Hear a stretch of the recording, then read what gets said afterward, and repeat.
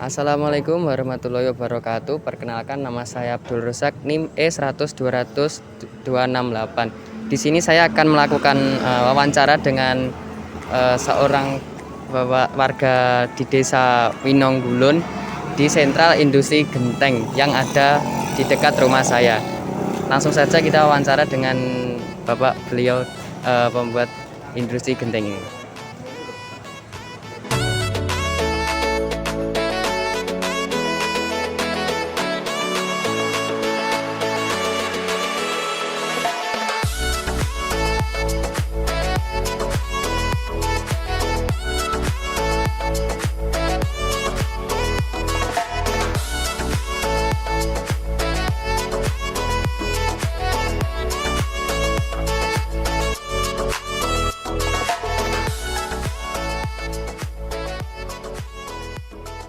Perkenalkan, saya Rozak, Pak, dari kampus Universitas Muhammadiyah Surakarta, ingin mewawancarai sentral industri yang ada di Desa Winong ini. Boleh kenalkan Bapak sinten? Saya Pak Purwanto, Desa Winonggulun, Umure Bapak pinten? 42. Kalau sejarahnya di Desa Winong ini semua bisa sentra gendeng itu awal mulanya gimana ya, Pak? Turun-temurun dari orang tua itu, Mas. Dari orang tua, terus turun ke anaknya sampai sekarang sekampung akhirnya usahanya memang begini dari dulu gitu. Oh, berarti awal mulanya dari orang tua terus turun-temurun ke anaknya gitu ya, Pak? Iya. Ini kan kalau usaha genteng kan identik dengan kayak musim kan, Pak. Lah, Iya. berhubung ini musimnya hujan itu gimana ya, Pak? Maksudnya kalau genteng kan harus dicetak, harus dijemur. Kalau di musim hujan mendung kayak gini kan nggak dapat panas. Nah, itu gimana, Pak? Kalau penghujan, kalau penghujan itu kita ngakalin, Mas. Ngakalinnya jemurnya nyetak biasa, terus pakai rak kayak gini cepat kering. Maksudnya angin dari atas dari bawah kan bisa masuk. Kalau ada yang berdiri kayak gitu itu lama. Terus jemurnya kita ngakalin kayak gini. Ya ini.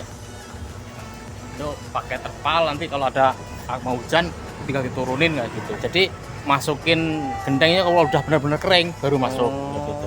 Jadi kalau baru dicetak masih basah itu didirikan gini. Nanti kalau Taruh sini dulu. Oh, taruh sini dulu. Dulu kayak gini Ya. Nah, di situ besok palusa kayak itu baru dijemur. Oh, gitu. Terus kalau misal ini kan sendra industri nggih, Pak. Napa? Individu nggih, Pak, niki mlebet. Individu.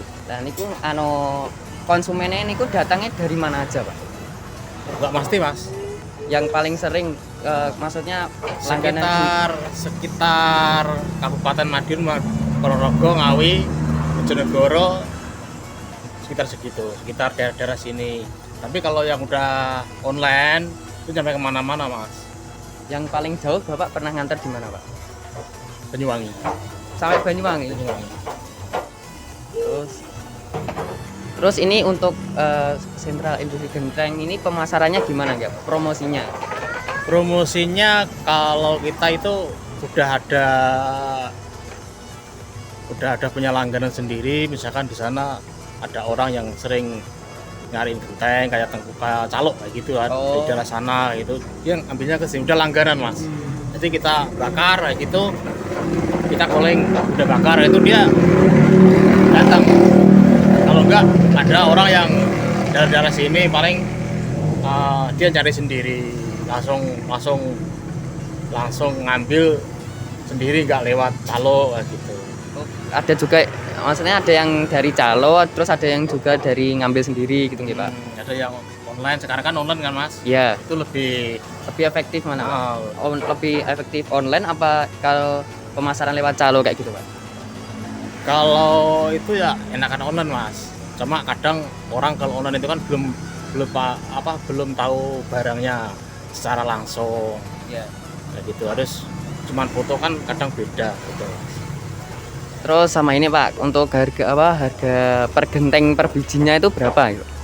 Kalau sekarang musim-musim penghujan kayak gini, kalau digiling 2 kali, maksudnya ini kan penggilingan 2 kali. Ya. 2 kali itu 1.200 per 1 biji. Terus kalau musimnya musim kemarau musim panas? Penghujan kalau kemarau bisa 1.500 di tempat itu maksudnya, Mas. Yang Berarti ngambil sendiri nanti upah kuli naik turunnya sama kendaraannya biasanya gitu. berarti musim itu mempengaruhi apa? Mempengaruhi produktivitas dan harganya gentengnya itu ya, Pak? Iya. Masalahnya kalau penghujan itu kan kadang dari segi ekonomi orang kan nggak pasti mas. Ekonomi kadang ya pas-pasan yang cuman dibuat makan cuman itu putar-putarannya dulu kan cuman gendeng kayak gitu ada, tapi ada yang udah punya usaha lain, misalkan kalau udah punya sawah kan udah beda lagi ya gitu. Keuntungan, kekurangan dan keluh kesah membuat industri genteng ini apanya, Pak? Ya kalau kekurangan sih kita mungkin pas lagi penghujan kayak gini pemasaran agak sulit gitu, tapi kalau udah diniatin buat usaha ya enggak, ya biasa niat bismillah gitu mas. Alhamdulillah masih berjalan sampai sekarang. Terus ini Pak, pertanyaan terakhir. Ini kan kita negara ini kan sudah dampak Covid-nya sudah kurang lebih 12 tahun 12 tahun maaf. 2 tahun ya Pak, kurang lebih. Lah itu mempengaruhi nggak Pak produktivitasnya, tingkat keproduktivitas sama jual beli, banyaknya konsumen? Kalau Covid nggak begitu pengaruh mas.